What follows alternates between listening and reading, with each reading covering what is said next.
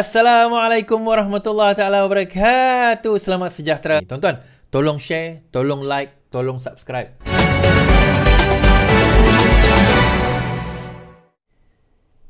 Dan akhirnya yang mengeluarkan kenyataan berkenaan dengan isu ini, tuan-tuan. Isu Zahid ni. Siapa, tuan-tuan?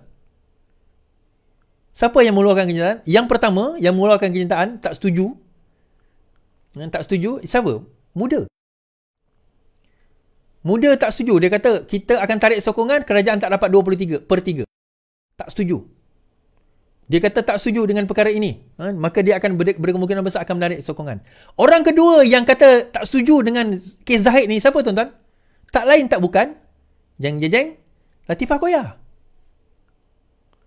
Mahkamah Tiada Pilihan henti bodohkan rakyat, Latifah. Juga yang dilantik oleh Mahathir. Dua-dua mengeluarkan kenyataan tak bersetuju dengan pelepasan Zahid, tapi dua-dua ni tak pernah keluar kenyataan apabila kes terhadap Muhyiddin Yassin digunakan. Tak ada siapa yang buat kenyataan, termasuklah Ambiga. Ambiga semalam keluar kenyataan tak setuju. Latifah Koya tak setuju. Muda tak setuju. Dan mereka ni memang dikenali sebagai orang yang dulu incline kepada Mahathir. Tak tahulah sekarang kan.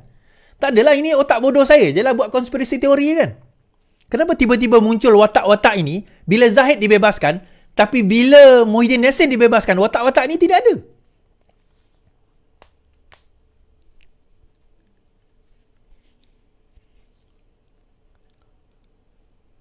Tuan-tuan pernah terfikir tak benda ni? Saya terfikir lama lah. Sebab kita kena faham. Tuan-tuan, jangan salah anggap. Tapi dulu korang cakap UMNO korup dan sebagainya. Ya. Kami cakap. Dan terbukti. Rosmah kena tangkap. Kemudian Najib dah masuk penjara. Dah terbukti kan? Apa yang kami nyatakan itu betul. NFC kan pasal lembu tu terbukti. Malah LCS pun terbukti. CEO dah kena tangkap. Terbukti. Betul? Dah kena dakwa lah. Tapi bersalah atau tidak itu cerita lain. Rosmah dah didapati bersalah. Najib dah didapati bersalah. Cuma bila melibatkan kes Zahid ni, ada something is wrong somewhere. Tak, tuan-tuan, kita bercakap tentang keadilan. Bila adil tu kena pada kita, kita seronok lah. Tapi bila adil tu tak kena pada kita, kita tak seronok. Tak boleh lah macam tu. Adil tu pada semua orang. Baik dia kawan, baik dia lawan kita. Kita kena adil. Baik kepada kawan, baik kepada lawan kita.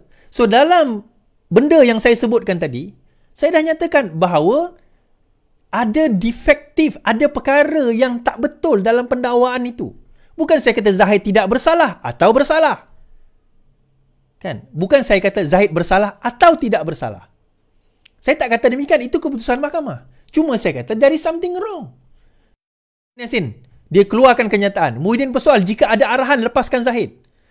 Polisi PN mempersoalkan jika terdapat arahan daripada pihak atasan supaya kes Zahid 47 kes terhadap Presiden UMNO dilepaskan. Sambil menyifatkan tidak akan Peguam Negara menggunakan kuasanya menarik balik pertuduhan sebagai sesuatu yang tidak bermoral. Muhyiddin berkata apa yang berlaku adalah titik hitam dalam keadilan negara. Tak. Kalau yang ini titik hitam, yang kes dia tu macam mana? Kalau ini dianggap sebagai titik hitam, habis kes dia tu titik apa? Kena titik. Habis kes dia tu macam mana, tuan-tuan? Itu saya kata tadi. Kalau bab dia, ini adalah keadilan. Tapi bila bab orang lain, ini adalah satu konspirasi teori, memang nak menjatuhkan Zahid. Tak. Nak menjatuhkan Zahid. Nak membebaskan Zahid. Tak. Be fair lah. Dan saya kata saya fair. Dalam UKSB, saya nyatakan kenapa saya kata saya setuju dengan hakim yang melepaskan kes Zahid. Saya setuju.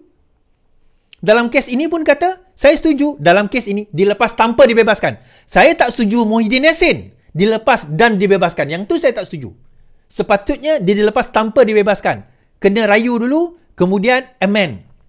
Bukan dilepas dan dibebaskan. Rayuan sedang dibuat.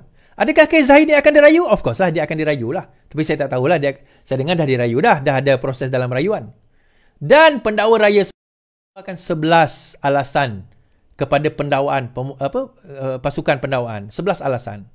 Yang pertama, setelah memanggil 15 saksi termasuk tertuduh, keterangan saksi ini perlu diteliti oleh pihak pendakwaan dan pihak penyiasat.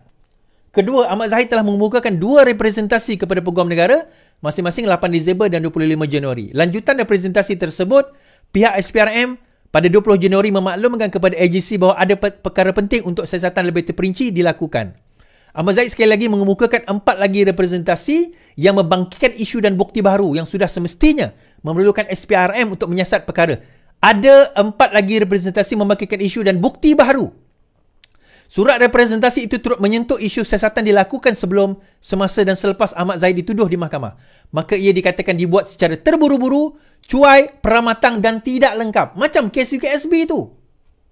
Perkara ini menyebabkan reputasi dan nama baik AGC selaku pihak pendakwaan SPRM selaku badan penyiasat tercemar dan dilihat melalui kacamata umum seolah-olah kedua-dua jabatan ini merupakan institusi undang-undang.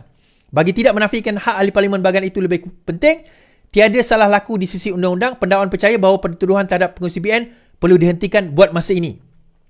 Tetapi, hanya memberi kesan lepas tanpa bebas sehingga siasatan yang lebih menjuruh dan lengkap selesai. Maksudnya akan ada tangkapan ataupun ada pertuduhan lagi selepas ini. Mahkamah ambil balon mengenai pengumuman jemaah menteri untuk menubuhkan RCI bagi buku Tommy Thomas, Justice in the Wilderness. Dan pemimpin UMNO turut membangkitkan isu yang amat serius iaitu beliau menjadi mangsa pendakwaan terhadap rejim kerajaan sebelum ini. Selaras dengan penubuhan RCI, antaranya menyiasat dakwaan pelanggaran tanggungjawab profesional oleh pemegang-pemegang jawatan tertinggi dalam negara ini termasuk peguam negara. Baru-baru ini satu memo dalaman dikatakan dikeluarkan oleh AGC berkaitan kes yang sedang berjalan kini tular di media sosial. AGC mengambil tindakan. Ini sebelah ni tak perlulah terhadap perkara ini. So ada yang kata, tapi dah prima facie dia saya memetik kata Syed Saddiq. Prima facie belum tentu bersalah. Syed Saddiq dalam kes dia rasuah tu, salah guna kuasa tu, yalah, pecah manah lah.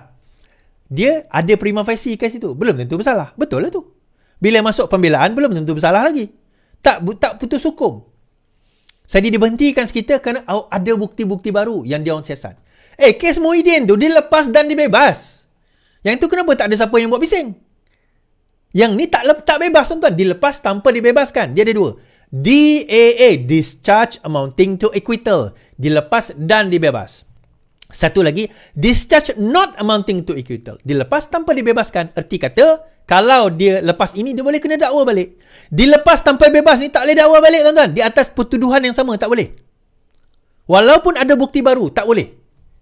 Dalam kes Muhyiddin Yassin. Tapi dalam kes Zahid, boleh. Sebab itu saya kata, kalau kes Muhyiddin tadi, kita kena dakwa dia sebagai discharge amount. So, lepaskan dia discharge not amounting to acquittal. Bagi saya, Hakim Mahkamah Tinggi terkhilaf dalam kes Muhyiddin Yassin apabila melepas dan membebaskan Muhyiddin Yassin. Sepatutnya melepas tanpa membebaskan.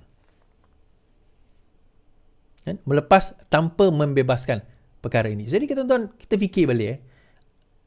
Mahathir tiba-tiba keluar Muda, tiba-tiba keluar Latifah Koya, tiba-tiba keluar Ambiga. Saya tengah tunggu Maria Chin lagi. Kan? Maria Chin lagi ni. Ada ke tidak? Mana tahu? Kok ada kan?